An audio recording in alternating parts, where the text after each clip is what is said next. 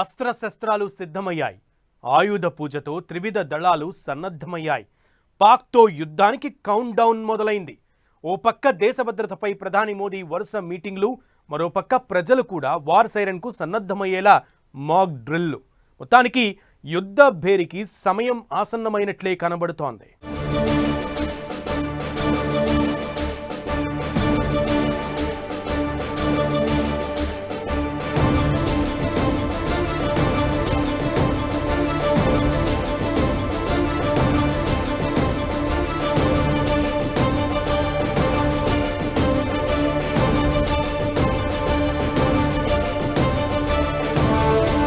భారత్ అస్త్రశస్త్రాలు సిద్ధం. ఆయుధ పూజతో త్రివిధ దళాలు సన్నద్ధం. దేశ భద్రతపై ప్రధాని మోదీ వరుస మీటింగ్లు. యుద్ధ విన్యాసాల్లో తలమునకలైన త్రివిధ దళాలు. పాక్తో యుద్ధానికి కౌంట్ డౌన్ మొదలైందా?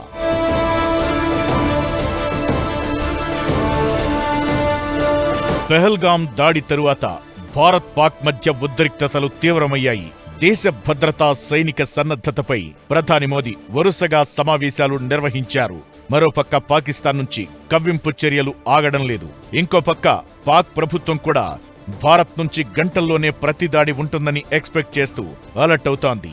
త్రివిధ దళాలు దేశ భద్రతకు సంబంధించి ఎలాంటి నిర్ణయాలు తీసుకునేందుకైనా పూర్తి స్వేచ్ఛ ఇచ్చామని మోదీ ఫ్రీ హ్యాండ్ ప్రకటన తరువాత సరిహద్దుల వెంబడి సైనిక విన్యాసాలు ముమ్మరమయ్యాయి.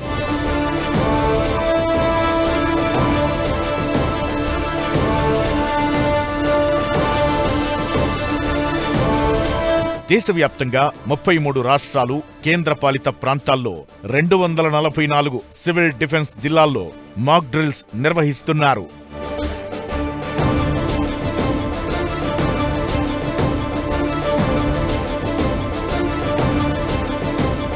మొత్తంగా 250 ప్రాంతాలకు పైగా ఈ మాక్ డ్రిల్స్ చేపడుతున్నారు.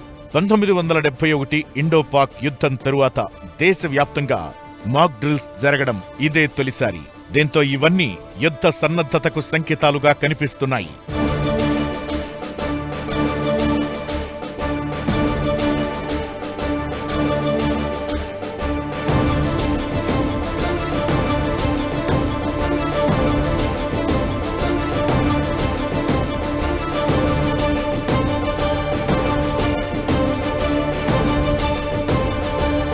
ప్రధాని మోదీ జాతీయ భద్రతపై రక్షణ మంత్రి, త్రివిధ దళాధిపతులు, హోంమంత్రి, జాతీయ భద్రతా సలహాదారు, విదేశీ వ్యవహారాల మంత్రి ఇలా పలువురితో వరుసగా భేటీలు నిర్వహించారు.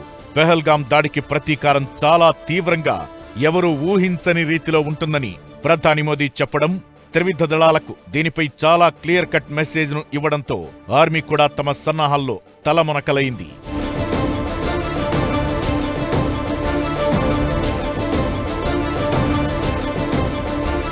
బార్డర్లో ఇండియన్ ఆర్మీ అలర్ట్ గా ఉంది. ఏప్రిల్ 24 నుండి ఎల్ఓసి వెంట పాక్ ఆర్మీ కాల్పులను భారత్ సమర్థవంతంగా తిప్పికొడుతోంది. ఉత్తరప్రదేశ్ షాజహాన్పూర్ సహా దేశవ్యాప్తంగా ఉన్న ప్రధాన ఎక్స్ప్రెస్ వే ఎయిర్ స్ట్రిప్ల వినియోగంపై ఫైటర్ జెట్లతో విన్యాసాలు చేసింది.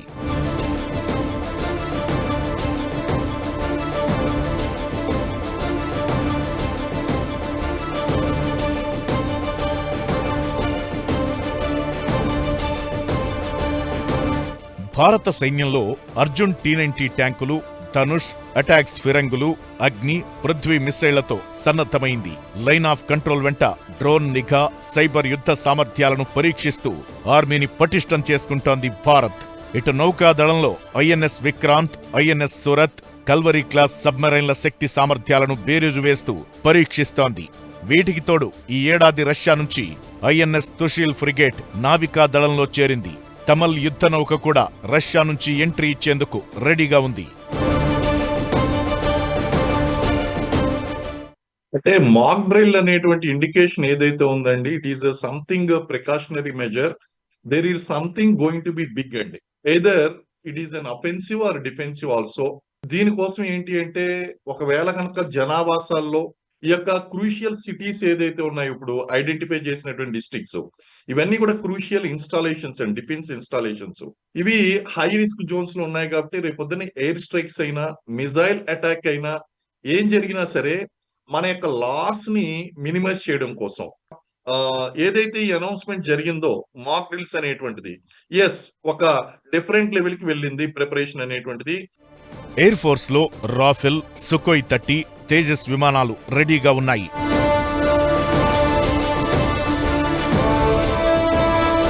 ఈ ఏడాది వచ్చిన తేజస్ MK1 యుద్ధ విమానాలు కూడా విన్యాసాలతో బిజీ అయ్యాయి. S-400 బాహుబలి మిస్సైల్ అదనపు బలంగా ఉంది.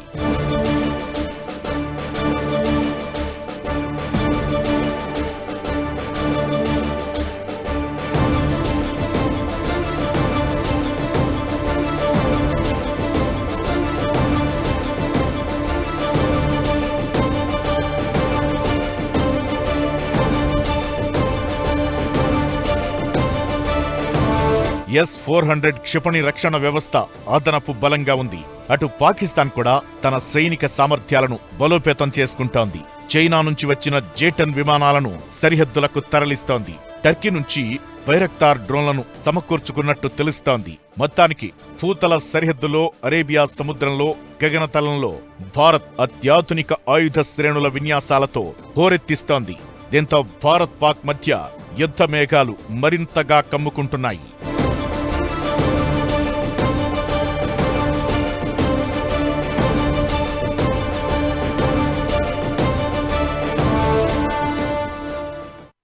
పాక్తో భారత్ 1948, 1965, 1971 యుద్ధాల్ని చేసింది.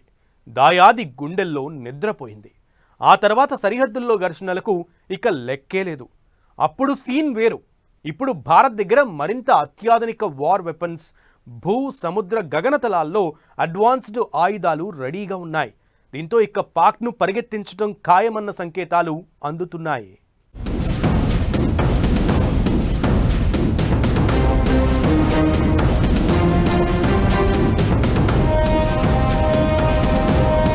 త్రివిధ దళాలు యుద్ధానికి సిద్ధం. భారత్ దగ్గర అత్యాధునిక వార్ వెపన్స్, భూ, సముద్ర, గగన తలాల్లో అడ్వాన్స్డ్ ఆయుధాలు రెడీ.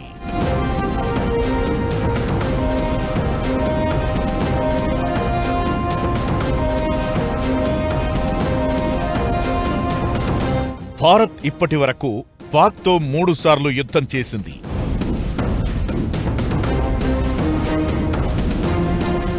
1948, 1965, 1971 యుద్ధాలతో పాటు చాలాసార్లు సరిహద్దుల్లో ఘర్షణ వాతావరణం నెలకొంది. కశ్మీర్లో దాడులు, ప్రతిదాడులకు లెక్కేలేదు. మన దేశం రక్షణ రంగానికి అత్యధిక ప్రాధాన్యత ఇస్తోంది. బడ్జెట్లో నిధులు పెంచుతోంది. వీటితో అత్యాధునిక ఆయుధాలను కొనుగోలు చేస్తోంది. ఇప్పుడు వాటిని యుద్ధం కోసం సిద్ధం చేస్తోంది. 2019 సర్జికల్ స్ట్రైక్స్ తో భారత్ పాకిస్తాన్లోని ఉగ్రవాద శిబిరాలను ధ్వంసం చేసింది. ఈసారి కొట్టబోయే దెబ్బ ఎవరూ ఊహించని విధంగా ఉంటుందని ప్రధాని మోదీయే చెప్పడంతో సైనిక చర్య తీవ్రంగానే ఉంటుందని అర్థమవుతోంది. దానికి తగ్గట్లే ప్రిపరేషన్స్ లో ఉన్నాయి త్రివిధ దళాలు. 2019తో పోల్చితే ఇప్పుడు భారత త్రివిధ దళాల్లో ఆయుధాల సంఖ్య బాగా పెరిగింది. ఇండియా దగ్గర చాలా అడ్వాన్స్డ్ టెక్నాలజీ వార్ వెపన్స్ ఉన్నాయి. టెర్రరిజంపై ఉక్కుపాదం మోపాల్సి వచ్చినప్పుడు, శత్రు దేశాల్ని కంట్రోల్లో పెట్టాల్సి వచ్చినప్పుడు ఈ ఆయుధ సంపత్తి దేశానికి కీలకంగా మారుతుంది. అందుకే భూ, సముద్ర, గగన తలాల్లో భారత్ అత్యాధునిక ఆయుధాలను మోహరింపజేస్తోంది. దీంతో శత్రుదేశం పాక్ వెన్నులో వణుకు పుడుతోంది. భారత్ ప్రపంచంలో 4వ అతిపెద్ద సైనిక శక్తిగా ఉంది. 14 లక్షలకు పైగా సైనిక బలం మన సొంతం. ఇందులో 3 లక్షలు ఎయిర్ ఫోర్స్ దే. ఆర్మీలో 4200 యుద్ధ ట్యాంకులు ఉన్నాయి. K9 వజ్ర, పినాక లాంటి ఫిరంగులు, రాకెట్ లాంచర్లు ఉన్నాయి.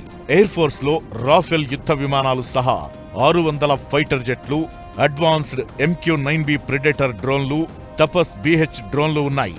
రక్షణ వ్యవస్థలో S-400, ఆకాష్, బరాక్ 8 మిస్సైళ్లు అదనపు బలం.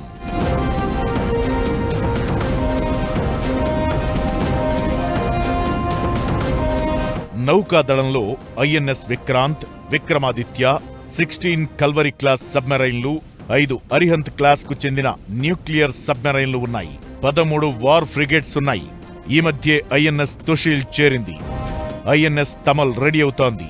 5,000 కిలోమీటర్ల లక్ష్యాలను ఛేదించే అగ్ని 5 బాలిస్టిక్ మిస్సైల్, 350 కిలోమీటర్ల లక్ష్యాల్ని ఛేదించే పృథ్వీ 2 బాలిస్టిక్ మిస్సైల్స్ ఉన్నాయి. బ్రహ్మోస్ క్రూయిజ్ మిస్సైల్ రేంజ్ 400 కిలోమీటర్ల నుంచి 600 కిలోమీటర్లు. వీటితో పాటు 172 వార్ హెడ్లు, మిరాజ్ 2000, అగ్ని లాంటి న్యూక్లియర్ వెపన్స్ ఉన్నాయి. శత్రు దేశం ఏదైనా సరే భారత సార్వభౌమత్వం, సమగ్రతను దెబ్బతీయాలని చూస్తే ఈ ఆయుధాలే యమపాశాలై మరణ శాసనం రాస్తాయి. అందుకే ఆయుధ పూజతో సంసిద్ధంగా ఉంది Indian army. Schools, public institutions, అలాగే జనావాసాలు ఉన్నటువంటి ప్రాంతాల్లోని ఒక అనౌన్స్మెంట్ అనేటువంటి చేయడం జరుగుతుందండి.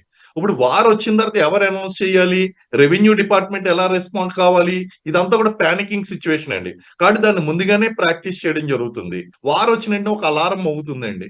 ఇప్పుడు ఫ్యాక్టరీలో మోగేటువంటి అలారం ఎలా ఉంటుంది, లేదా వార్ సినారియోలో మోగేటువంటి అలారం ఎలా ఉంటుంది, ప్రజలు గుర్తించడం కోసం ఒక సైరన్ ని మోగిస్తారండి.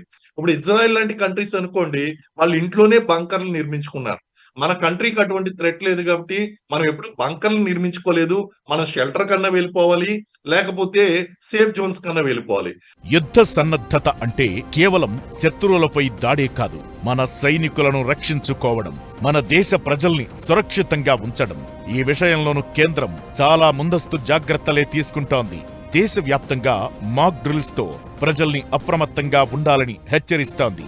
పట్టణ కేంద్రాల్లో వైమానిక దాడి హెచ్చరిక సైరన్లు, కంట్రోల్ రూమ్ల పనితీరును పరీక్షిస్తున్నారు. కార్యాలయాలు, స్కూళ్లు, కమ్యూనిటీ సెంటర్లలో శత్రువుల దాడుల నుంచి ఎలా తప్పించుకోవాలని భద్రతా బలగాలు సూచనలు చేస్తాయి. రాత్రిపూట వైమానిక దాడుల నుంచి రక్షించుకోవడానికి లైట్లను ఆర్పివేయడం లాంటి శిక్షణ ఇస్తారు. చారిత్రక నిర్మాణాలు, పబ్లిక్ ప్రాంతాలు, రైల్వే, బస్ స్టేషన్, విమానాశ్రయాలు లాంటి కీలకమైన ప్రాంతాలను శత్రువుల రాడార్లకు కనిపించకుండా మాయం చేసే టెక్నాలజీ కూడా యుద్ధ సన్నద్ధతలో భాగమే. అత్యవసర సమయాల్లో పోలీసులు, ఫైర్, రెస్క్యూ సిబ్బంది నిరంతరం విధుల్లో ఉంటారు. ప్రమాదకర ప్రాంతాల నుంచి సురక్షిత ప్రాంతాలకు ప్రజల్ని తరలించే ఏర్పాట్లు చేస్తారు. ఇవన్నీ యుద్ధ పరిస్థితుల్లో ఆర్మీ ఆపరేషన్స్ కు ప్రజల వల్ల ఎలాంటి ఇబ్బందులు కలగకుండా చేస్తాయి. ఇప్పుడు దేశం మొత్తం ఇదే జరుగుతోంది. అంటే వార్ కు కౌంట్ డౌన్ మొదలైనట్లే.